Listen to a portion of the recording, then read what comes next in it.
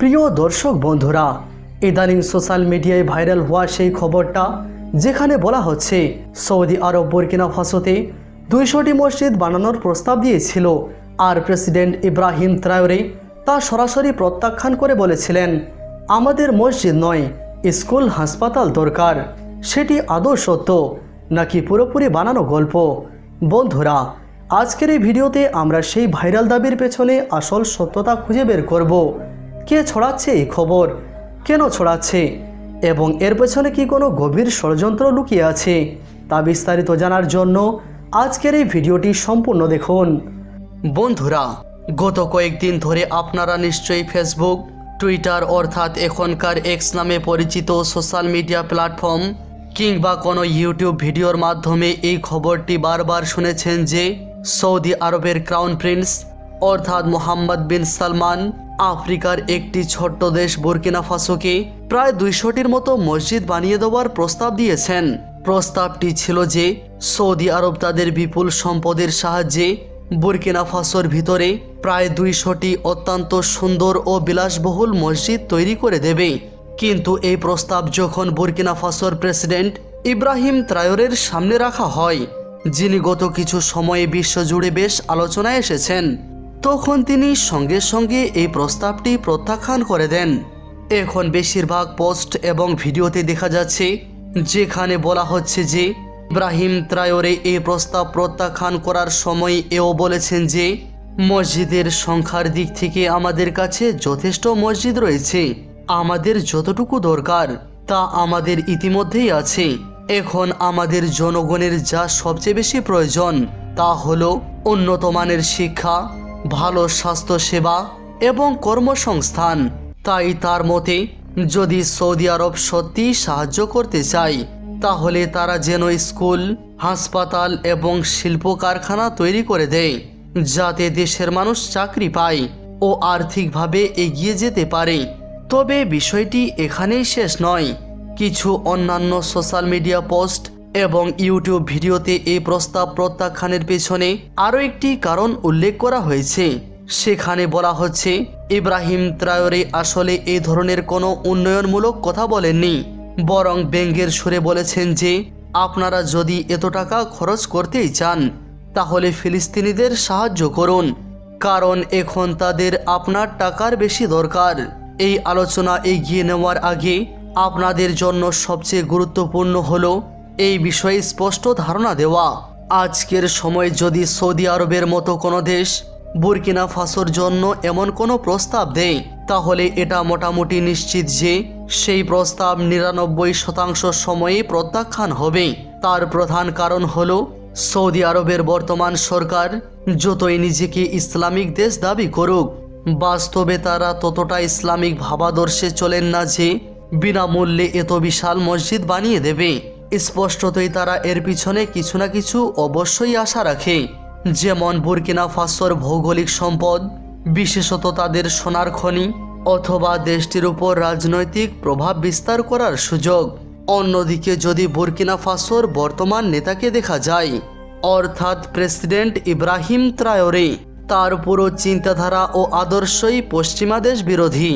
তার নেতৃত্বের মূল লক্ষ্যই হল আফ্রিকা এবং বিশেষ করে বুরকিনা ফাসোর মাটিতে থাকা সকল পশ্চিমা প্রভাব এবং সামরিক উপস্থিতি সম্পূর্ণভাবে দূর করা। সৌদি আরব যদিও নিজেকে মুসলিম দেশ বলে পরিচয় দেয়, তবুও তারা পশ্চিমা দেশ, বিশেষ করে যুক্তরাষ্ট্রের প্রতি যে অতিরিক্ত পক্ষপাতিত্ব রয়েছে তা আজ কারো অজানা নয়। সৌদি আরব ও বুরকিনা ফাসোর অবস্থান ও দৃষ্টিভঙ্গি যদি বোঝা যায় তাহলে স্পষ্ট হয় কেন এমন কোনো প্রস্তাব বাস্তবে কার্যকর হওয়ার সম্ভাবনা খুব কম। কিন্তু মূল সমস্যা হলো এই ঘটনা নিয়ে ইন্টারনেটে যেসব পোস্ট বা ভিডিও বানানো হচ্ছে সেগুলো কোনো সত্য তথ্যের উপর ভিত্তি করে নয়। বেশিরভাগ মানুষ না যাচাই করেই কনফিডেন্টের সাথে এসব শেয়ার করছে, অথচ কেউ যদি সামান্য খোঁজখবর করত তাহলেই বোঝা যেত ইব্রাহিম ট্রায়োরে এমন কোনো প্রস্তাব প্রত্যাখ্যান করেননি এবং সৌদি আরবের পক্ষ থেকে এমন কোনো অফারই দেওয়া হয়নি। অর্থাৎ এই পুরো ঘটনা বা খবরটির শুধু কিছু অংশ নয়, বরং পুরো ঘটনাটি ভিত্তিহীন। এই ঘটনাটির সত্যতা জানার জন্য আমরা তদন্ত শুরু করলাম, আর এর সত্যতা উন্মোচন করার পরে আপনাদের জন্য এই ভিডিওটি উপস্থাপন করলাম। উদাহরণস্বরূপ বলা যায়, সেন্ট্রাল টিভি আফ্রিকা নামক একটি খ্যাতিনামা আফ্রিকান সংবাদ মাধ্যম, যেটি বিশেষত ফ্যাক্ট চেকিংয়ের জন্য পরিচিত, তারা যখন সোশ্যাল মিডিয়াতে ব্যাপক হারে এই দাবি ও ভিডিওগুলো দেখতে পেল, তখন বিষয়টি নিয়ে গভীর অনুসন্ধান শুরু করলো এবং শেষে তাদের নিজস্ব তদন্তের মাধ্যমে পুরো ঘটনাটিকে ভুল প্রমাণ করে। তাদের মতে বুর্কিনা ফাসোর কোনো সরকারিভাবে নিবন্ধিত সংবাদ মাধ্যমে এমন কোনো খবর নেই, না কোনো সরকারি ডকুমেন্টে এমন প্রস্তাব উল্লেখ আছে, বরং নাই পররাষ্ট্র মন্ত্রণালয়ের তরফ থেকে এমন কিছু ইঙ্গিত দেওয়া হয়েছে। তারা জানিয়েছে এই ধরনের ভুল তথ্য ছড়ানোর মূল উদ্দেশ্য ছিল সৌদি আরব ও আফ্রিকার নিরপেক্ষ সম্পর্ক নিয়ে বিভ্রান্ত তৈরি করা। এর ফলে না শুধু ইসলাম বিশ্বের মধ্যে বিভাজন তৈরি হবে, বরং নিরহ মানুষ ভুল তথ্যের ভিত্তিতে নিজেদের মতামত গঠন করতে বাধ্য হবে। আর যেহেতু এই ধরনের ভিডিওগুলি খুব আবেগঘন করে তৈরি করা হয়, তাই সাধারণ মানুষ সহজে প্রভাবিত হয় এবং গুজবটিকে সত্য বলে মনে করে। এমন অনেক ইউটিউব চ্যানেল এবং সোশ্যাল মিডিয়া ইনফ্লুয়েন্সার রয়েছে, যারা শুধু ভিউ পাওয়ার জন্য অথবা রাজনীতি এবং ধর্ম ইস্যুতে উত্তেজনা ছড়ানোর জন্য ইচ্ছাকৃতভাবে এমন ভুয়ো খবর তৈরি করে।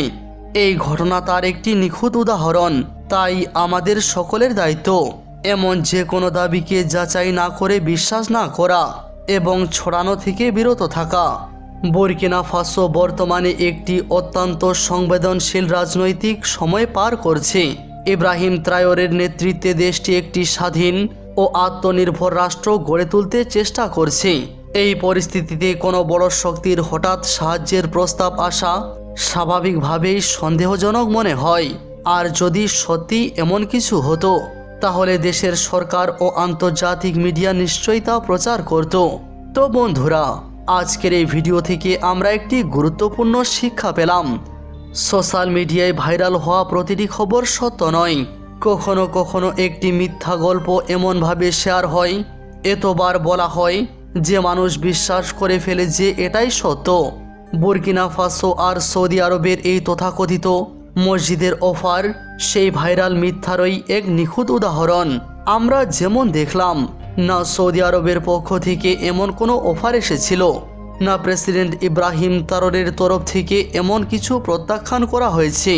অথচ বহু ইউটিউব চ্যানেল, ফেসবুক পেজ আর টুইটার পোস্টে এই গুজবকে এমনভাবে পরিবেশন করা হয়েছে যেন সেটা চোখে দেখা সত্য। তো বন্ধুরা, এই ধরনের গুজব থেকে বিরত থাকবেন এবং মুসলিম বিশ্বের নবযুবনেতা ইব্রাহিম ট্রাওরের জন্য অবশ্যই দোয়া করবেন, যাতে করে তিনি তিনার নেক উদ্দেশ্যে সফল হন। কমেন্ট বক্সে অবশ্যই আমিন টাইপ করুন। না জানে কার দোয়া আল্লাহ তাআলার দরবারে কবুল হয়ে যায়। আজ এ পর্যন্তই। ভিডিওটি দেখার জন্য ধন্যবাদ।